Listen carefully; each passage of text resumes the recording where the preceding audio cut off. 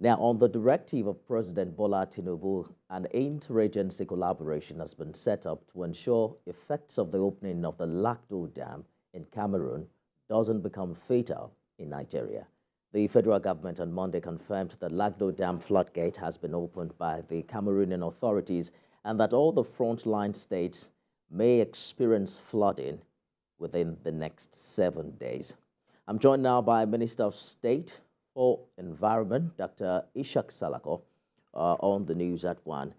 Honorable Minister, thank you for joining us on the news this hour. How do we move from a country that is always responding to disaster to becoming more proactive? The 2022 flood comes to mind. The monies for palliatives were only approved this year. What's the plan not to repeat mistakes of the past?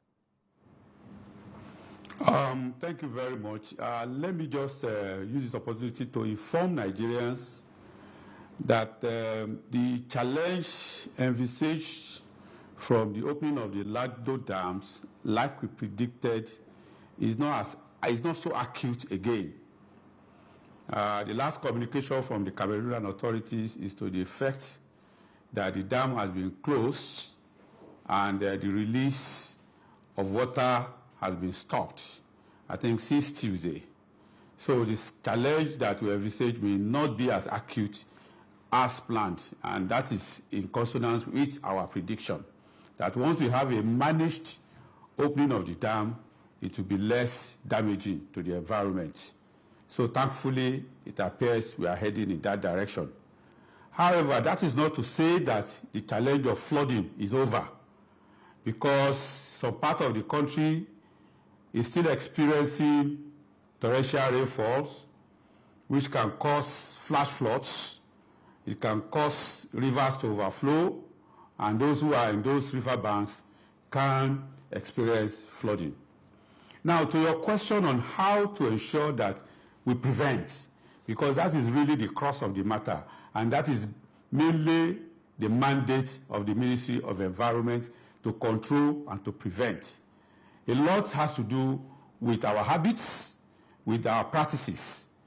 A lot has to do with the way we do things. Quite a number of us, we dump refuse in waterways, we build in places that we're not supposed to build, our planning activities is unregulated, we do not follow the regulatory laws, and all this eventually contributes to flooding issues. So my first appeal is to Nigerians to ensure that we manage our waste in an environmentally sustainable manner so that we do not continuously experience this kind of thing. And of course, areas that have been designated as floodplains, as wetlands, we do not build on those lands. Now again, the practice of building houses and having all the house with interlocking pavements, we saw something we need to improve on, because when you have that, what it means is that your compound, all the waters that drops into your compound has no way of being soaked into the soil, and all of them become runoff water, and that eventually also accumulates and may contribute into flooding. But beyond that, government is also working very hard to ensure that our drains, our strategic secondary drains in the country are opened up, and those that have not been properly constructed are constructed. You know that earlier, I think it was on Monday, we spoke about the need for another dam to take whatever spillover water that is coming from Lakdo Dam to be constructed in Adamawa State.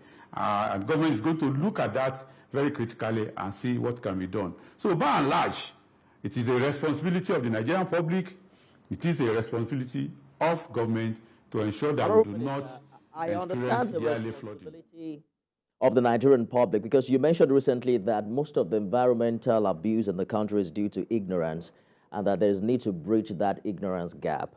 But fundamentally, there is the government role to be played. If you talk about building on floodplains and building on drainages, if there is no government system, in place to avoid such buildings. You wonder, why are those buildings sprouting up here and there? Why should someone finish building the building before government finds out that the building was being erected in a wrong place in the first place?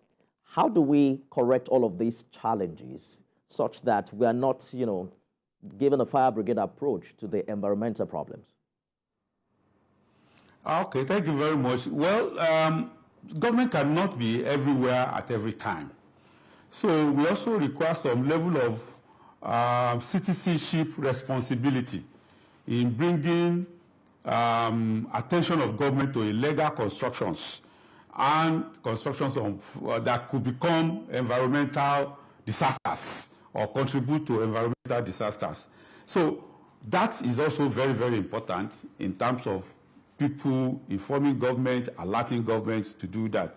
But beyond that, states and local government also have responsibility, because when we look at the issue of the environment, it's on the concurrent list, and planning activities is actually a responsibility of the states. So when we have states also living up to their responsibility, local government living up to their responsibility, and the citizen living up to their responsibility, and of course the federal government providing the overarching policy environment to promote all this, then we will have this kind of thing prevented. Last year, Nigeria ranked 168 out of 180 countries in the Environment Performance Index. We scored 28.3 out of 100 on environment and sustainability. That means we're ranking 41st position out of the 46 countries in sub-Saharan region. If you can, in 1 minute, what is this administration's blueprint to address this huge challenge?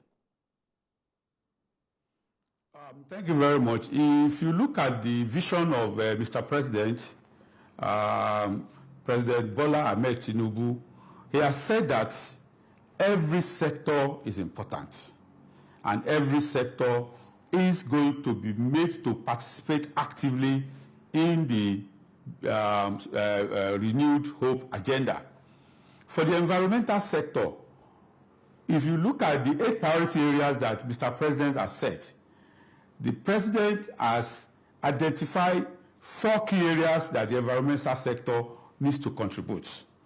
And it is only when we play our role well as a ministry and do all those things that will make us rank top or rank well in the Environmental Sustainability Index that we can actually contribute into achieving those priority areas. For example, the President is committed to food security. There is no way we can have food security if we face environmental challenges like flooding, like desertification, like droughts.